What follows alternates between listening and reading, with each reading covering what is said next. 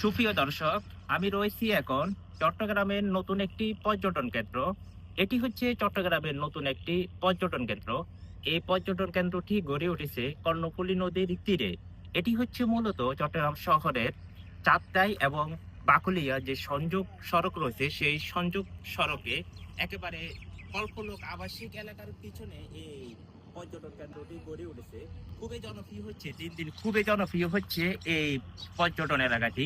আপনারা দেখছেন কর্ণফুলী নদী, এটি হচ্ছে কর্ণফুলী নদীর তীরে এই পর্যটন এলাকাটি গড়ে উঠেছে। একসময় এখানে চর ছিল, বড় বড় চর ছিল, এই রাস্তাটি ছিল না।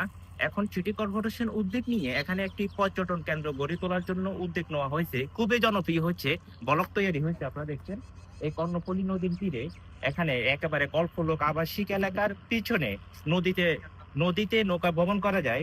এখানে নৌকা ভ্রমণ করতে পারবেন আপনারা, খুবই ভালো লাগবে।